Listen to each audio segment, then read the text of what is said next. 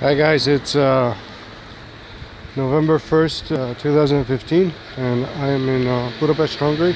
Um, so the migrant crisis,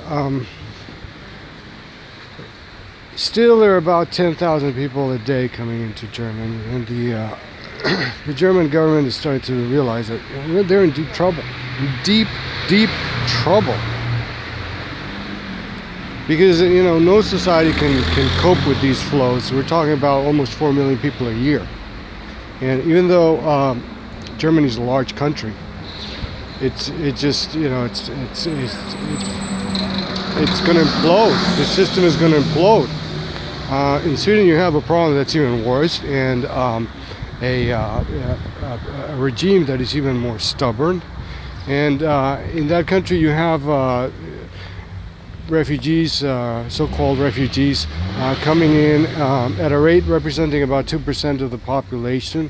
Now, if you add the family reunification into that, because most of these guys are most of the guys that are coming through the Balkans.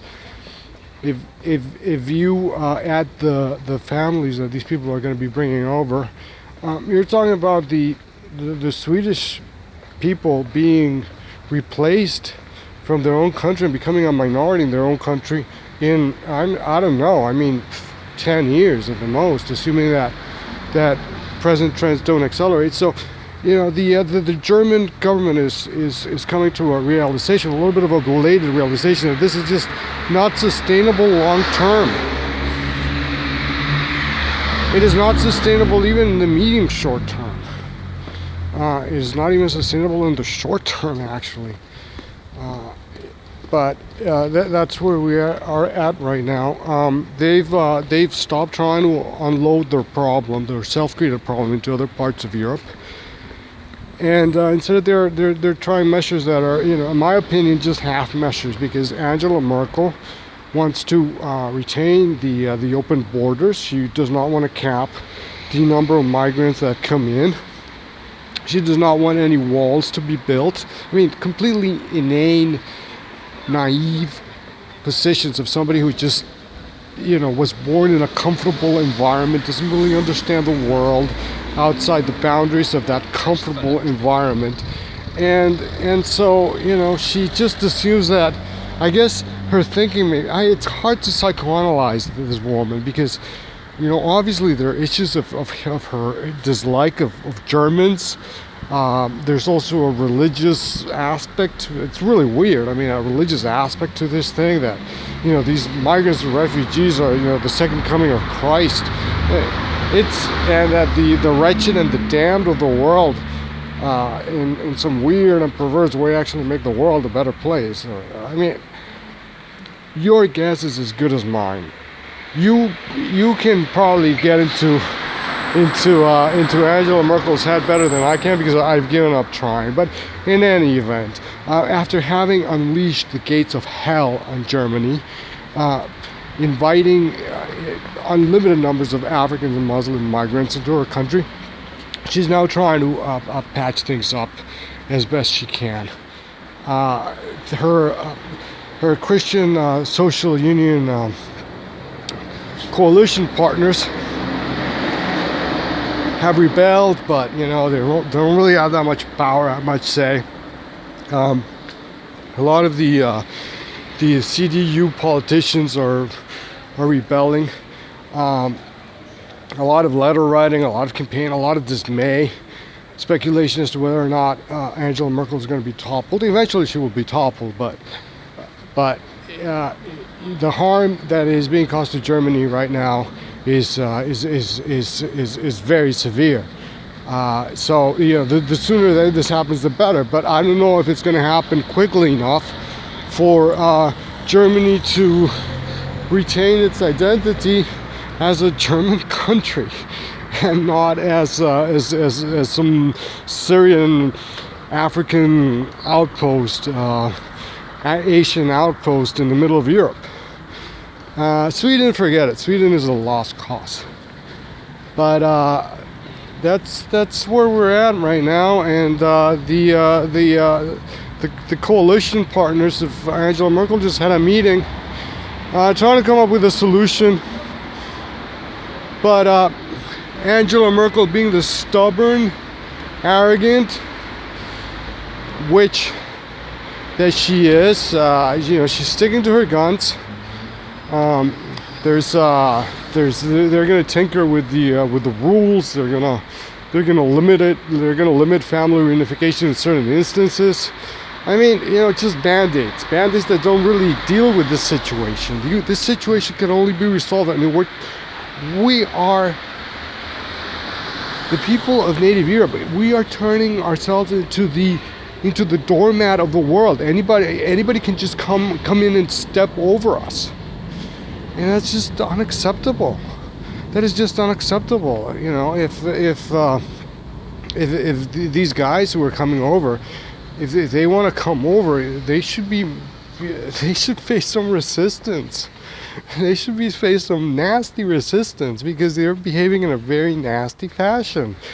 And the people facilitating these flows, I mean, they should also meet a nasty resistance, because what they're doing is just psychopathic, and it's just threatening to alter the character and flavor of Europe forever. And that's just not. First of all, it's not a good thing, and second of all, it's something that needs to be met with resistance. Now, the indignities that are being piled on Europeans, the rapes in the Scandinavian countries, the crime, the absurd costs. I mean, Sweden just blew through its budget to take care of these refugees. It is just completely out of control, and the problem is that you have people in these wealthier countries, in these societies that offer these absurdly high by global standards welfare benefits, and then you have these leftist regimes in Southern Europe, such as mention has been made of Turkey, but Turkey is run by an Islamic government, so it is expected what they would do, and that they would push this migration, because down the road, if Europe becomes Islamic, then better for them. They've won. They've won. They've done something that for thousands of years that Turks have tried to accomplish. But the Greeks in the Greek government is really just a complete disappointment, because Alexis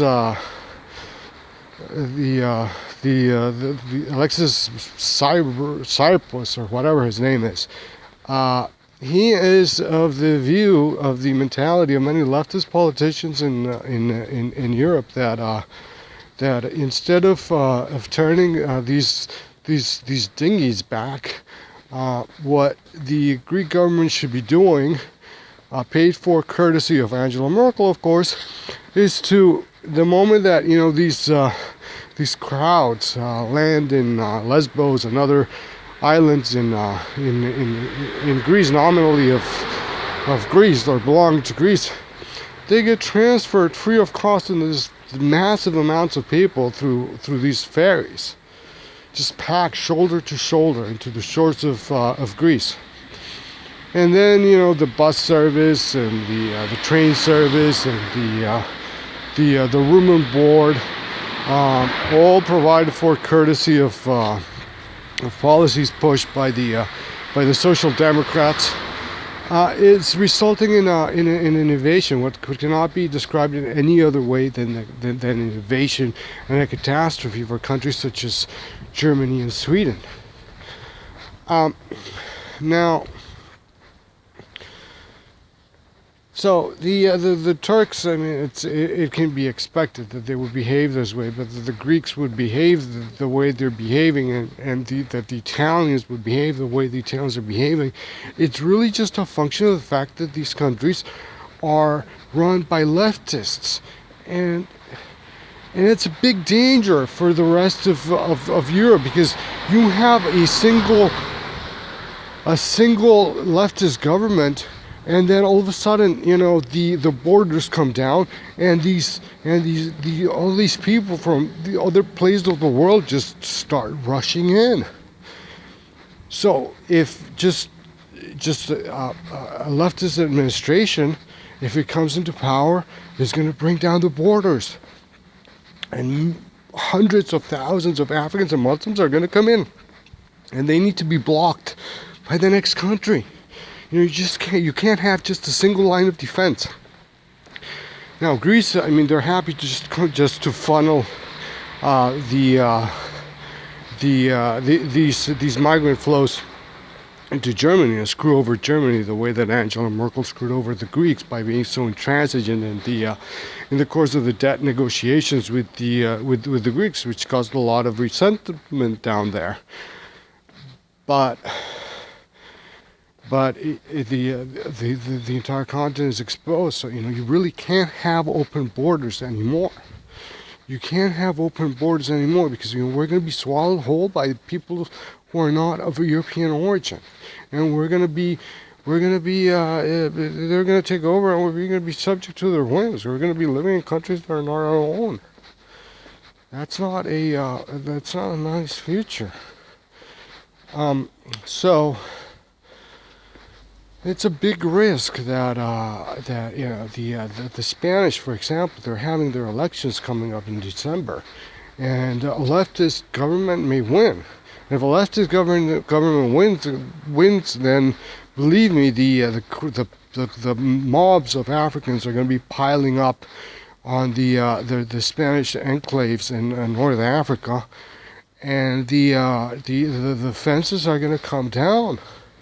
One way or the other, the fences are going to come down, and these people are going to make their way up north. And the Spanish are not going to stop them. I mean, you need to stop them in France, but if France is not allowed to have a border with Spain, then Spain is just palming off the consequences of their decisions into other peoples of Europe. So every country needs to defend itself. Every country needs to defend itself, because Europe is a small continent. It's a very small continent, but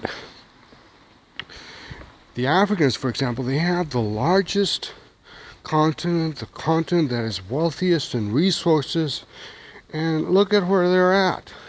They cannot develop it. They're incapable of developing, probably because of who they are and how the good Lord made them. Nothing that can be changed, no matter how hard you try. I mean, believe me, it has already been tried, and it's if you think that's ever going to change, then you live in a different world than I live in. But so the impulse to just take over Europe is very strong. And it needs to be resisted. It needs to be resisted, because Africa is the Dark Ages. Islam is the Dark Ages, and we don't want to be swallowed whole by these societies. And we need to resist them. We need to resist, if necessarily, with weapons. That's really what it boils down to, unfortunately. All right, take care, guys.